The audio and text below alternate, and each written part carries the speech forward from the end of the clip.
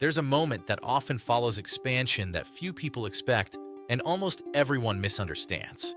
Momentum had been building. Something opened. Confidence increased. Opportunity appeared.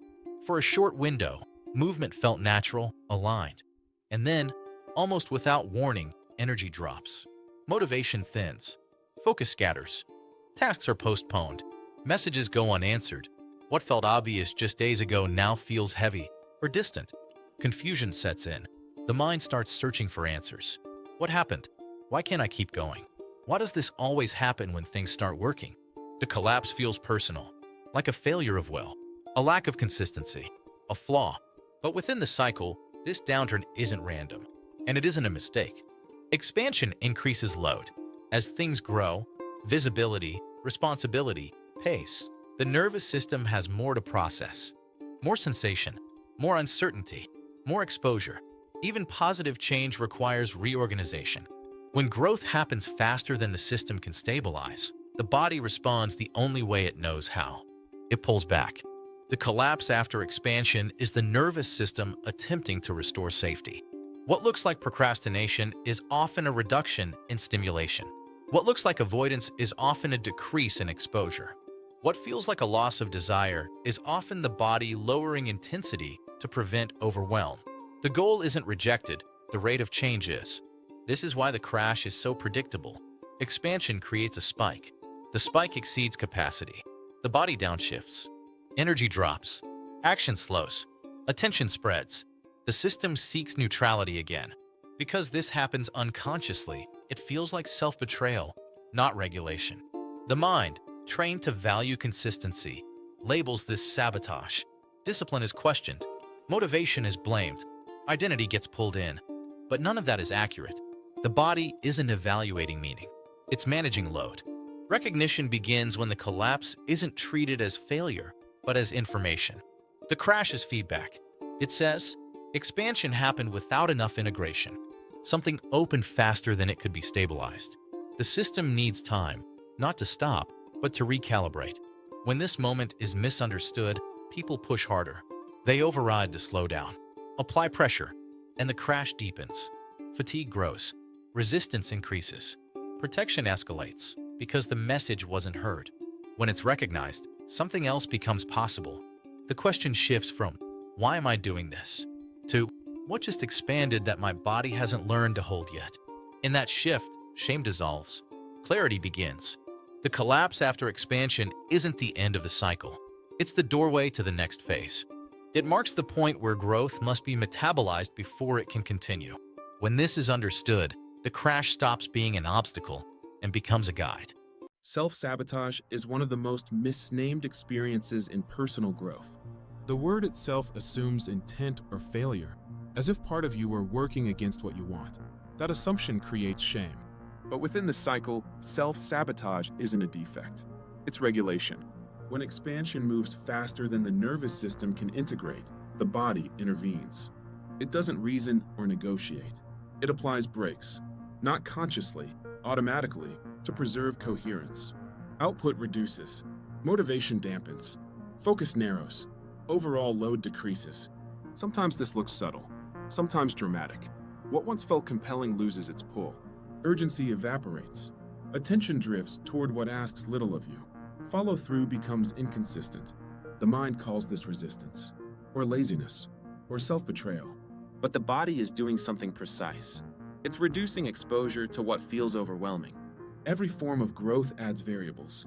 Uncertainty, visibility, responsibility, relational complexity.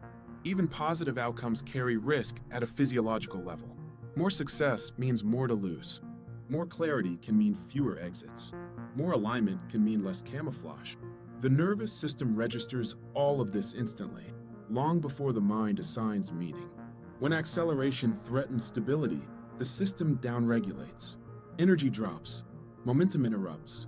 This is the same intelligence that pulls your hand from heat before pain registers. Protective, not pathological. Shame appears when this protection is misunderstood. The mind asks, why am I doing this again? As if the body were an adversary. That framing creates conflict. So people override. They force productivity, push through resistance, shame themselves into action. But pressure doesn't create capacity. It increases threat and strengthens the braking response. Understanding begins when self-sabotage is reclassified as information.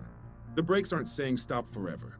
They're saying, this pace is too fast for current capacity. They show where integration hasn't caught up with expansion. We're more arrived than the system knows how to hold. Once this is seen, the relationship changes. Instead of eliminating self-sabotage, you listen to it. Instead of judging, you track what preceded it. What increased? What opened? What became possible that the body hasn't learned is survivable. When the body feels met, not overridden, it no longer needs to sabotage. As capacity grows, the brakes release naturally. Momentum returns, through safety, not force.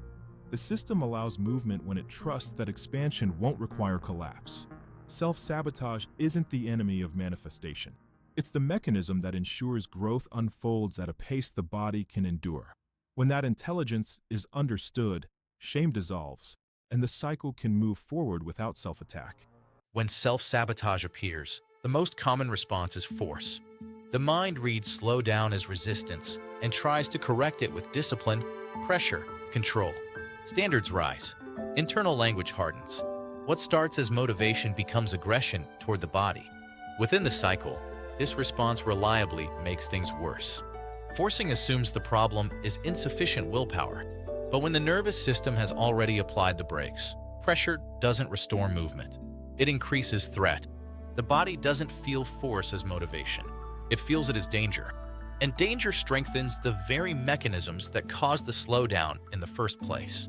Now the system has two loads to manage: the original expansion that exceeded capacity and the new threat of being overridden. Demand doubles. The system tightens further. Energy withdraws. Resistance strengthens. Fatigue deepens. Procrastination entrenches. Avoidance escalates. A temporary downshift becomes a prolonged stall. This is why discipline without safety fails. Discipline can organize behavior, but it can't convince the nervous system that expansion is survivable. You can compel action briefly, but the cost accumulates. The body keeps score.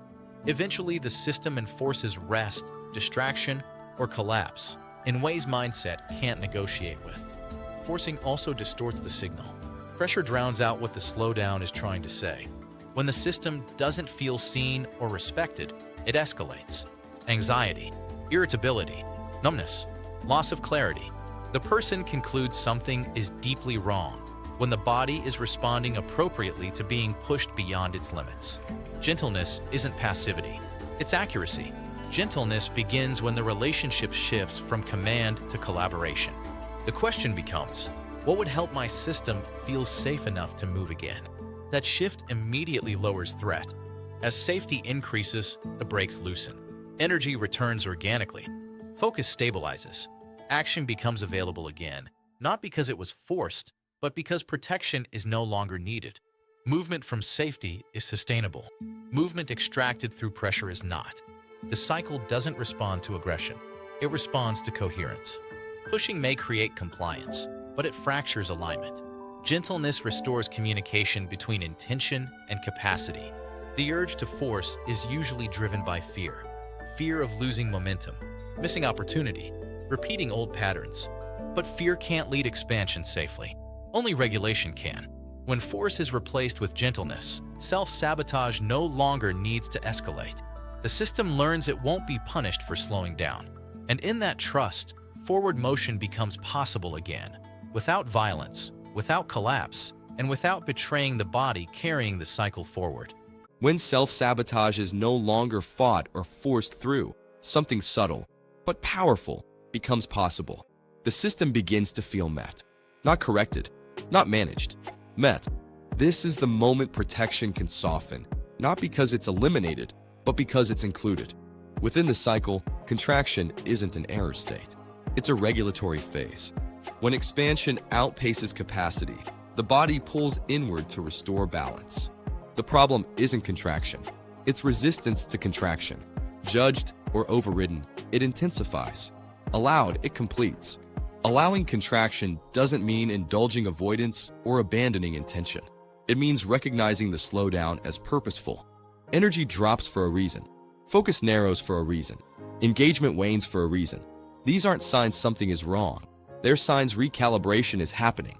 Compassion enters when you stop trying to bypass this phase. Instead of asking the body to be different, you offer it space to be as it is. The nervous system reads this as safety, and safety is the prerequisite for movement. When protection is met with compassion, the internal environment changes. Tension decreases. Monitoring relaxes. The system no longer defends against pressure or self-attack. In this softer state, sensations move. Emotions complete. Integration occurs. What was overwhelming becomes familiar. What felt threatening becomes neutral. This is how capacity grows, not by stretching past limits, but by stabilizing at each new level.